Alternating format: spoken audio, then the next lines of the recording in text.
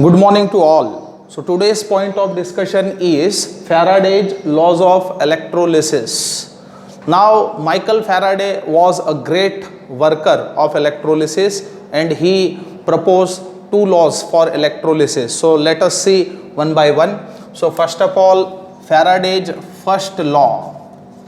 Faraday's first law of electrolysis.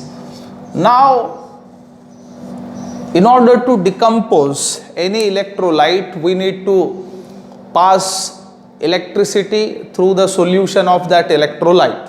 So, on passing current through the solution of electrolyte, we know very well materials get deposited at respective electrode. Now, what Faraday's first law suggests, if W is the mass of substance deposited at an electrode and Q be the quantity of electricity passed, then according to Faraday's first law, the mass of substance deposited at an electrode is directly proportional to the quantity of electricity passed through the electrolyte solution. I mean, greater the quantity of electricity passed, greater will be the mass of substance deposited at an electrode. So this is the Faraday's first law of electrolysis. So it states that the mass of substance liberated, I mean oxidized or reduced at respective electrode, is directly proportional to the quantity of electricity passed through the electrolyte. So from this we can show that W, which happens to be the mass of substance deposited, we considered, so then it is proportional to Q, that is quantity of electricity passed. We know very well Q, that is the amount of charge passed, can be the IT, where I is the current in ampere and T be the time in second. Thus this can be given as W is proportional to IT. So I is current in ampere and T is time in second. So when we take this, I mean proportionality constant Z, then this equation forms W is equal to ZIT. Now remember where Z is electrochemical equivalent of the deposited substance. Now Z is related with equivalent weight. Now how? So remember Z is equal to E upon 96500, where E is equivalent weight of the substance and Z is electrochemical equivalent. So instead of Z one can write E by 96500. So this becomes W is equal to EIT upon 96500. So this is the mass of substance deposited.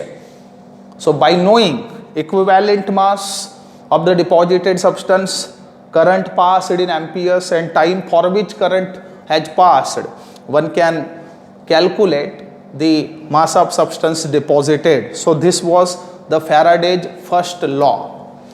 Now Faraday's second law of electrolysis, another big thing is Faraday's second law of electrolysis.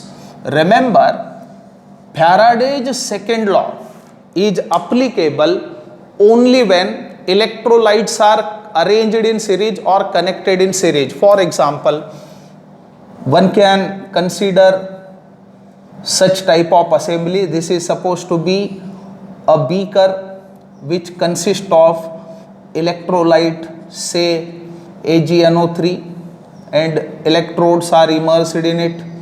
So this solution is supposed to be the AgNO3 solution, AgNO3 solution, and these are the electrodes.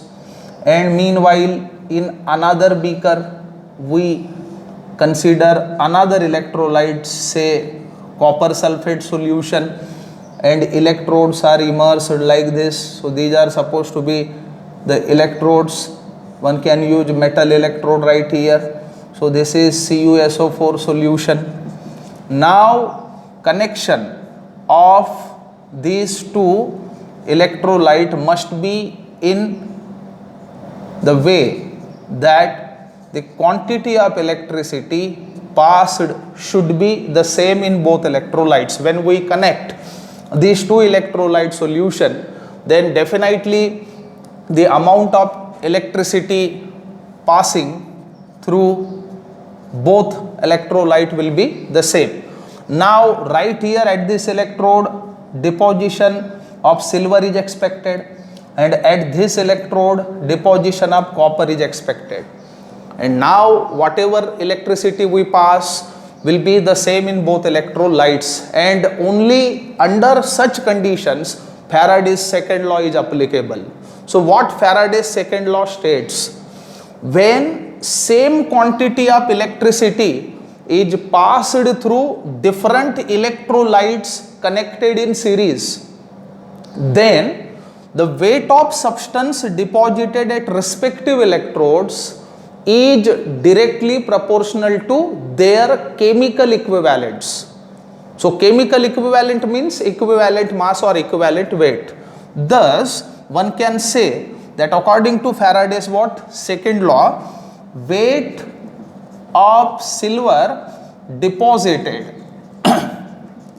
is proportional to equivalent weight of silver, and weight of copper deposited is proportional to what? Equivalent weight of copper. It directly suggests that greater the equivalent mass of substance, greater will be the deposition. Thus this can be given as the weight of silver deposited upon weight of copper deposited is equal to equivalent weight of silver upon equivalent weight of copper. So this is the Faraday's second law of electrolysis. Now as far as electrolysis is concerned, it depends on number of aspects. Now let's see quantitative aspects of electrolysis. Quantitative aspects of electrolysis. I mean, what exactly happens during the course of electrolysis, and the calculative terms which should be known. So first thing is the quantity of electricity passed. Quantity of electricity passed. So during the course of electrolysis we do pass certain electricity. Now quantity of electricity is nothing but the charge which is represented by Q. Now how one would measure this? So we need to know the current in amperes passed and the time for which the current passed.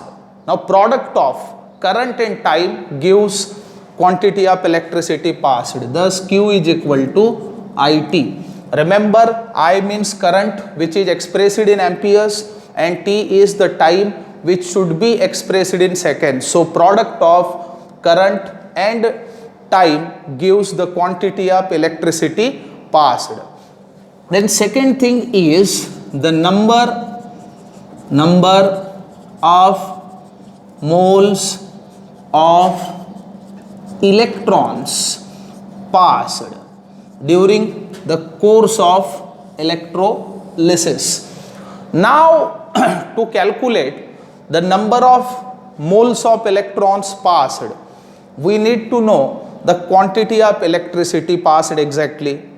So quantity of electricity, that is Q upon 96500, this gives the number of moles of electrons actually passed, and we know very well Q is equal to IT. Thus this can also be given as IT upon 96500. Now very important and crucial thing is the number of moles of product formed during the course of electrolysis. Now how one would calculate the number of moles of product formed during the course of electrolysis? For that we need to know how to calculate mole fraction. So third big thing is number of moles of product formed. Now for this we need to know how to calculate mole ratio. So what mole ratio is? Remember, mole ratio is nothing but in a balanced half reaction, moles of product formed divided by the moles of electrons required. So moles of product formed in half reaction, and remember reaction must be well balanced for sure, upon moles of electrons required in half reaction. This gives mole ratio. Now we can explain this by considering a simple example. Consider this reaction Ag plus electron gives Ag. This is a reduction reaction, and remember well balanced as well. Now how many moles of products are obtained in this? 1, and 1 electron is required. Thus mole ratio for this is 1 upon 1, which comes 1. Like this one can calculate mole ratio, and by knowing mole ratio one can know the number of moles of product formed. Thus number of moles of product formed is equal to number of moles of electrons passed, and number of moles of electrons passed is nothing but IT upon 96500, and that should be multiplied by the mole ratio. So number of moles of electrons multiplied by mole ratio gives the number of moles of product formed in the electrolysis. Now the mass of product formed. Fourth and last thing is the mass of product formed in the course of electrolysis. Now mass of product formed can be obtained by multiplying the number of moles of product and the molar mass of the product. Now we know very well that the mass of product formed is equal to number of moles of product, which can be calculated in this manner, that is IT upon 96500 into mole ratio. This is the number of moles of product, and this should be multiplied by the molar mass of the product. So by using these aspects one can do the calculations related to the Faraday's law.